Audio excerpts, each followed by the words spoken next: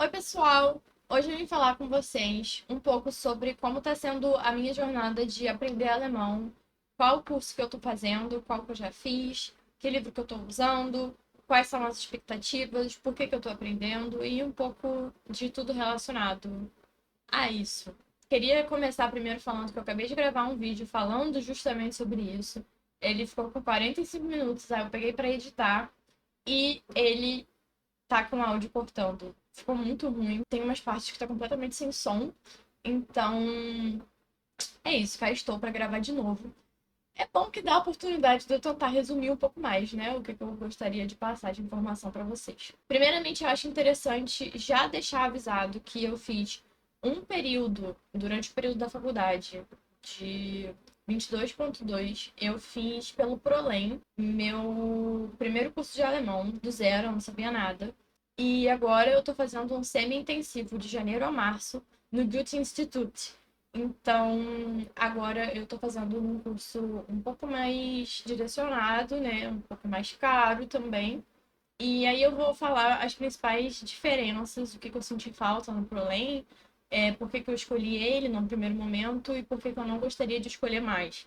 Já começo dizendo que não tem nada de errado com o Prolem. O livro, inclusive, é o mesmo. Eu peguei uma turma no Goethe Institute, que é o mesmo livro que eu comprei no Prolem. Então, o livro é o mesmo, a matéria é a mesma, eu dei continuidade ao que eu estava aprendendo. Sobre isso, eu não tenho muitas reclamações. Porém, tem alguns pontos que podem ser melhorados no curso, ou que talvez a culpa seja minha, entre aspas, por não ser o público-alvo do curso do Prolem. O Prolem ele é mais barato porque ele é da UF, o objetivo dele não é ser um curso super completo e tal, tanto que os níveis que tem descritos nas turmas vão até o intermediário 2, eu acho. Ele não tem até o avançado, não tem turma até o avançado, por exemplo. Então é muito um curso introdutório mesmo, se você quer ir tranquilo e tal. É um bom curso. Falo de se você quer ir tranquilo, levando em consideração que eu fiz um período do Prolem durante meu período de faculdade. Eu estava fazendo PD4, que é o projeto de design 4, que os professores dizem ser o mais chato, o mais complicado, o mais complexo. E realmente foi. Foi muito desafiador e eu vou trazer um vídeo sobre isso. Eu só queria dar uma elaborada melhor nele, então acabou que eu não tô conseguindo encontrar um momento para elaborar, mas enfim, vem aí. Então eu fiz o ProEnem junto com a faculdade. Foi ótimo, porque eu não tinha dever de casa, basicamente. Tinha muito pouco exercício para fazer durante a semana. As minhas turmas eram online, terça e quinta de noite. Então era de 6h30 até 8h40, algo assim. Enfim, tem esse ponto que não tinha tanto dever de casa. É uma faca de dois gumes, né? Tem a parte positiva, que eu não tinha tempo para me dedicar, então foi bom. Foi bom não ter essa necessidade de ter que fazer os exercícios e tal, porque eu ia me frustrar muito não conseguindo cumprir com os exercícios de casa. Mas, por um outro lado, você acaba não praticando. Então, é assim, você tem que ver o que é melhor para você. Aí, uma outra coisa que eu senti bastante falta, inclusive durante o curso, era de ter mais prática de speaking, de falar, de conversar, conversação. Porque o professor passava os capítulos pra gente, era basicamente 1 ou 2 dias para fazer um capítulo, só que a gente não praticava muito com os colegas. Muitos exercícios o professor acabava falando: ah, gente, isso é palhaçada, não é tão necessário e tal. Só que, tipo, beleza, o exercício que ele falava que era palhaçada realmente eram exercícios bobos. Mas a gente não teve nenhum exercício durante o curso para sentar em dupla e discutir, sabe? Então, isso já estava me incomodando um pouco, fazendo eu sentir um pouco de falta dessa interação para eu poder ver quais eram os meus limites na fala. Também não tinha muito para a gente escrever. A gente teve que escrever poucas vezes durante o curso, além de fazer os exercícios, né? A gente teve que fazer texto tipo umas 2 vezes, tirando a prova. Então, eu achei que foi um número bem pequeno, porque quando chegou a hora da prova eu vi vários erros e coisas que eu poderia já ter consertado antes. Eu tenho uma mania muito feia que eu não boto substantivos com letra maiúscula, porque em alemão todos os substantivos têm letra maiúscula e eu não boto. Mas enfim. No momento, são esses 3 pontos que eu tô pensando. Eu acho que tinha mais algum, mas eu não lembro. Qualquer coisa eu retomo esse tópico depois. Mas é pouco exercício de casa, mas é a faca de 2 gumes. Pouco exercício de conversação, de fala e pouco exercício de escrita. O de conversação, inclusive, a gente só foi ficar em duplas na prova. E não teve treino, tipo, um pré-prova. Ah, faz aí suas duplas. O que eu fiz com a minha dupla foi, a gente separou antes quem ia ser. E eu fiz 1 ou 2 chamadas com a minha dupla pra gente discutir o que a gente achava que ele ia perguntar e como que a gente responderia, combinar as coisas e tal, praticar, estudar junto. Então, é isso, senti falta. No Goethe Institute, eu tô fazendo a primeira semana de aula, acabei de terminar. Eu tive 2 aulas, só que elas são terça e quinta, de 6h30 a 9h40. Tem mais 1 hora de duração, se eu não me engano. Eu vou conferir a comparação do tempo de aula. É um semi-intensivo do Goethe e tá sendo muito legal. Os 2 professores eram muito bons, eles explicam bem, só que esse professor acaba falando um pouco mais de alemão. Em alemão, no caso, explicando as coisas em alemão, tentando fazer mímica e tal pra explicar. O outro falava um pouco mais em português. Não acho que isso tenha sido um problema, porque meu primeiro contato com o alemão foi ali, então era interessante ter um professor que falasse bastante, entre aspas, eu não acho que era bastante, era o suficiente, português, para conseguir entender, porque, assim, eu sei que a gente precisa ter muito contato com a língua para aprender, e quanto mais contato, mais rápido a gente vai aprender, só que, tipo, não dá. Sabe? Tipo, você não vai conseguir entender nada se você não sabe nenhuma palavra. Então, fez sentido, não foi um problema o professor ter falado mais em português do que o atual, do que o meu professor atual. O professor atual, ele faz mais, aí eu acho que é da metodologia do Guth, e o professor também, mas enfim, ele faz mais exercício de conversação. No início dos capítulos, tem sempre uma imagem no livro, depois eu vou mostrar o livro. No início dos capítulos, ele pede pra gente descrever, e aí ele deu uma super explicação falando do porquê que é importante a gente descrever.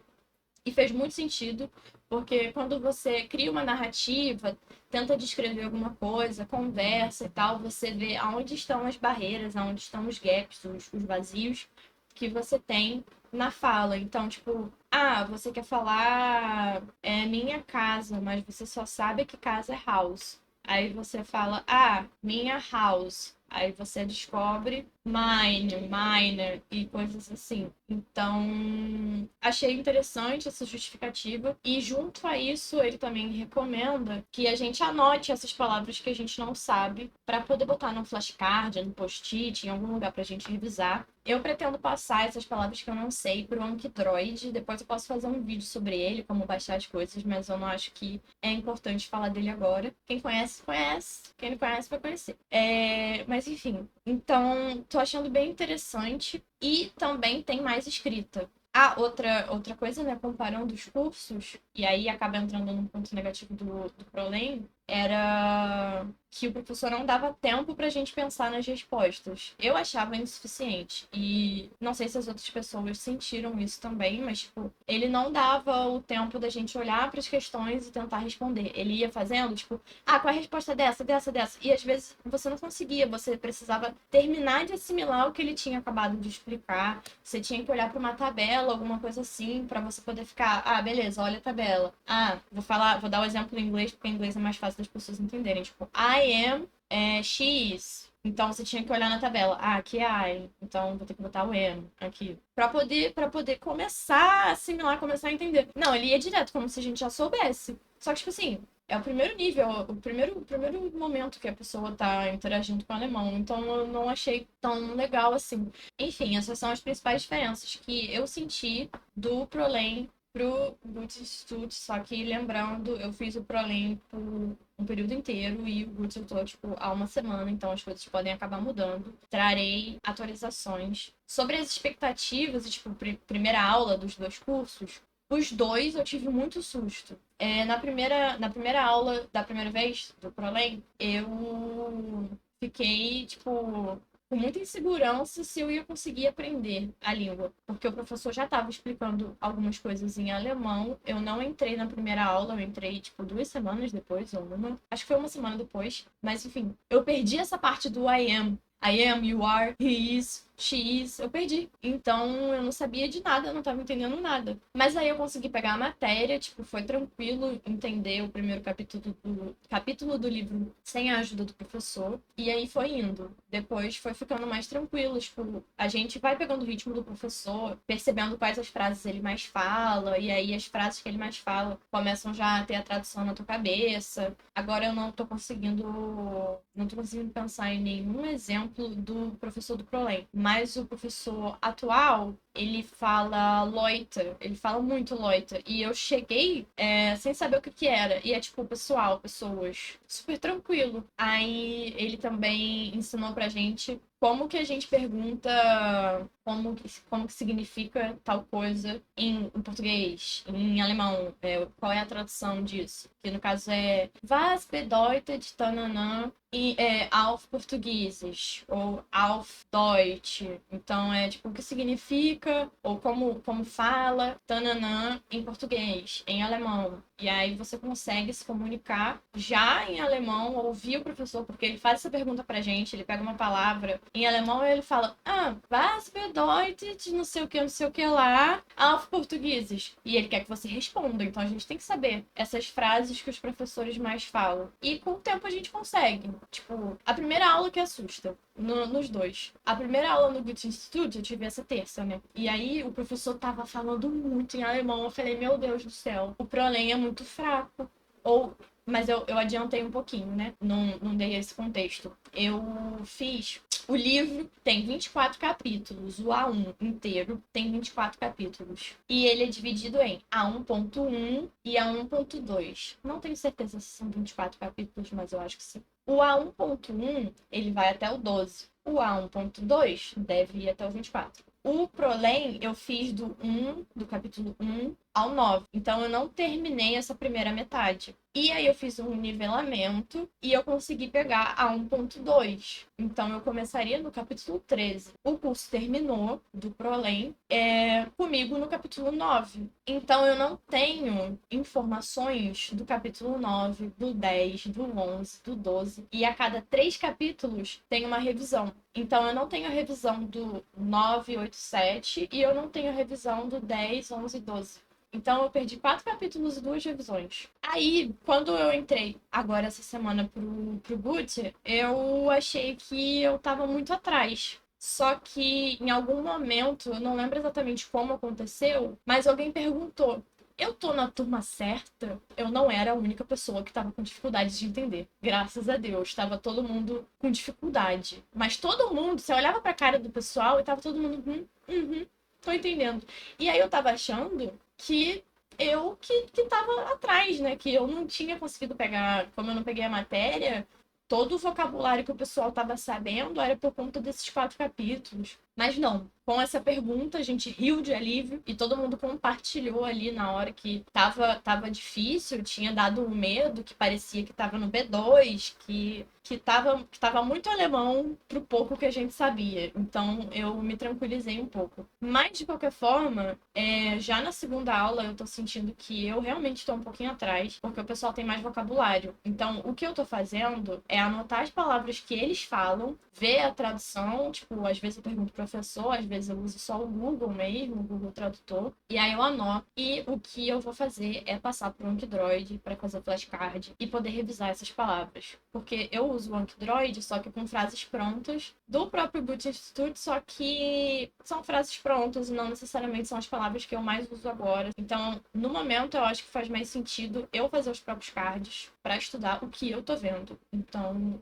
enfim, foi mais ou menos isso a experiência dos dois de primeiro momento. E ao longo do primeiro curso, ao longo do Prolem, as coisas foram ficando muito mais fáceis, muito mais tranquilas de entender. Minha expectativa pro Boot é basicamente isso. Eu acho que eu consigo correr atrás desses 4 capítulos que eu não tenho e das 2 revisões. Consegui conversar com uma das colegas do curso e ela se disponibilizou a gente tentar fazer uma chamada para ela poder me explicar, porque ela precisa revisar e eu preciso aprender, então é um ganha-ganha. Achei isso bem interessante. Vamos ver como é que rola, né? E sobre o livro, eu tô com ele aqui, são 2 livros. Espera aí, que eu tô com um caderno aqui também. São 2 livros da Weber. O título é O Moment. Tem um outro livro, não sei se é da mesma editora, mas que é o Mansion, se eu não me engano. Já vi o Gucci usar, vi que o Gucci usa, então acho que ele é bom. Me pareceu parecido, me pareceu similar a esse momento aqui. Enfim, esse aqui é o A1, então ele é o A1 inteiro. Então ele tem o A1.1 e o A1.2 num livro só. Ele junta tudo, mas tem a opção de você comprar separado. E o segundo livro é esse aqui, que também é o Momento A1. A diferença deles é que esse é o Kursbuch, que é o livro do curso, o livro de aula. E esse aqui é o Arbeitsbuch, que é de exercício. No Prolem, a gente fazia um dia, basicamente, um capítulo, outro dia a gente fazia exercício. Então, basicamente, não tinha dever de casa, né? Como eu falei. E era por isso que não tinha dever de casa. A gente fazia os exercícios em aula.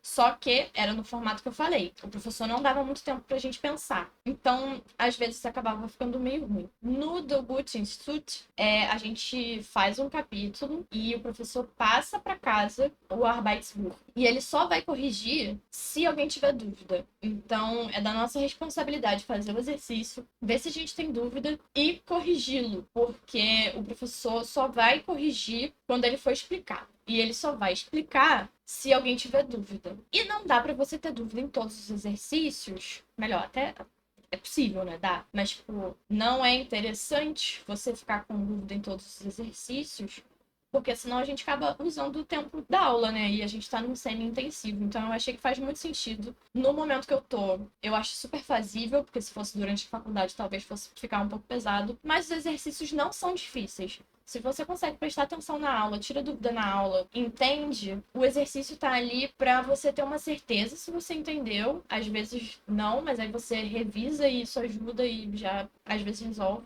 E o exercício também tá ali para você poder fixar. Então você entender o que tá mais difícil, o que tá mais fácil, o que vale a pena você botar um lembrete, o que você vai precisar revisar. Então eu gosto da proposta. Por enquanto, como eu já disse, eu não tenho muito o que falar sobre o British Institute, porque eu não tive tantas aulas, mas já tô gostando bastante. É um curso bem mais caro em comparação com o Prolem, por exemplo. O Prolem é o mais barato que eu achei e o Gucci é o mais caro que eu achei. Então, assim, tem diferença no valor e dependendo da pressa que você tiver, talvez valha a pena ficar com o Prolem mesmo, porque o Prolem ele demora mais para você concluir os níveis de alemão. Se eu não me engano, para você fechar o A1 inteiro, o A1.1 e o A1.2 é 1 ano e meio. E no Gucci tem como você fazer em 2 meses. Tipo, tem como. Se você pegar o super intensivo deles,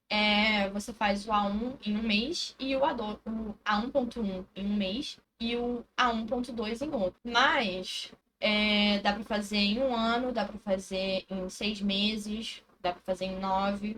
Porque os planos que tem lá são super intensivo, intensivo, extensivo, se eu não me engano. Então, um dura 1 mês, um dura 3 meses, que é o que eu tô fazendo, e o outro dura 6 ou 4 meses. É tipo um período, eu acho que são 4 meses. Não tenho certeza, mas é o que dura mais, é o que pega o meu período da faculdade, por isso que eu acho que ele acaba durando 4.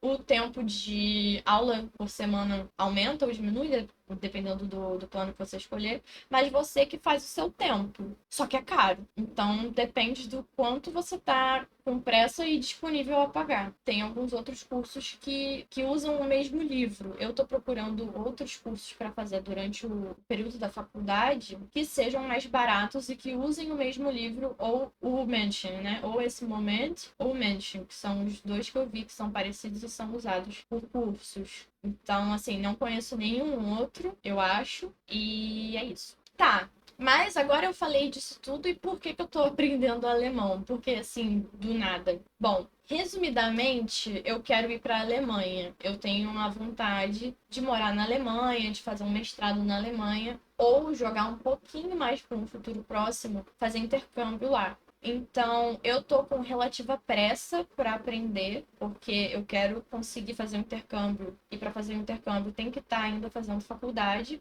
Então, eu queria conseguir isso. Melhor, não tem que, né? Mas eu queria que fosse um intercâmbio de design lá, não um intercâmbio, por exemplo, para aprender a língua, porque tem como fazer esse modelo, né? Eu queria aprender parte da minha matéria de design lá na Alemanha, preferencialmente em Bauhaus. É isso, em Bauhaus, na Bauhaus. Enfim, espero que dê certo, né? E é basicamente isso. Não surgiu do nada essa vontade, foi se construindo, mas foi se construindo tem pouco tempo. Eu sempre quis, sempre tive a vontade de fazer intercâmbio em outro país, em viajar, em morar em outro país. Só que eu nunca soube exatamente para onde. Antes eu falava que era Canadá ou os Estados Unidos, porque falava inglês e era o que eu conhecia. Mas aí, no primeiro período da faculdade, a gente teve História do Design e eu vi a Bauhaus e me apaixonei pelo design que tem lá, pelas coisas que eu vi, achei muito bacana, muito bacana. Também vi um designer alemão, que é o Dieter Rams, e é muito bonito o design dele, não só bonito, é útil. Ele segue os 10 princípios do design, talvez eu traga um vídeo sobre isso, quem sabe. E é muito interessante ver, tipo, produtos com os princípios de forma tão clara e tal. Esse tal de Dieter, ele até inspirou o nosso mano da Apple. Então, achei muito maneiro. E aí, é isso. E eu gosto muito de aprender língua, eu gosto muito de me desafiar. Eu preciso do meu cérebro tendo que aprender coisas novas. Não que eu não esteja aprendendo na faculdade, no estágio, mas, tipo, eu não tenho muita prova lá, nem na faculdade, nem no estágio. Eu tive só prova de matemática, que no caso foi estatística e administração. E se eu não me engano, meio que acabou também as matérias que vão ter conta, eu acho, espero, né? E aí lá na faculdade não tem tanta coisa assim de, tipo, ter que mostrar que eu sei. É muito mais apresentação, e de certa forma eu mostro que eu sei, mas, tipo, eu não tenho avaliação. Mas eu gosto e não gosto, porque é muito estressante, mas eu gosto do desafio. Eu acho que me passa mais a sensação de desafio prova do que uma apresentação. Então, é isso. É a junção de vários pontinhos e alguns pontos maiores que me fizeram querer aprender alemão. Eu antes estava aprendendo japonês, só que, tipo, por minha conta, né? E não estava em nenhum curso. Eu acho que eu preciso dessa necessidade de estar em um curso, com um compromisso com uma pessoa, porque se o compromisso é comigo é um pouco mais difícil, né? De conseguir terminar. Mas, enfim, em algum momento vem o japonês aí também, porque o design do Japão é completamente diferente da Alemanha, mas eu acho muito interessante também. Então é outro lugar que eu super iria, tipo, para ver, para trabalhar, para fazer as coisas, porque é muito interessante. E eu não tô falando de design digital, porque o design asiático digital é bem ruim, né? Cheio de informação. Mas os móveis do Japão muito maneiro, tudo de encaixe, de madeira, pô, maravilhoso. Pra quem não me conhece, tipo, pra quem não é próximo, eu adoro móvel de madeira e móvel de encaixe. Eu acho maravilhoso quando dá pra fazer um móvel grande de encaixe que ele não fica bambo. Incrível. Mas enfim, é isso. Acho que eu passei por tudo que eu queria passar. Espero que vocês tenham gostado desse vídeo. Espero que ele esteja no mesmo patamar do outro que eu gravei, que ficou para Cristo, né? Mas, enfim, obrigado por ter assistido até aqui. Até a próxima!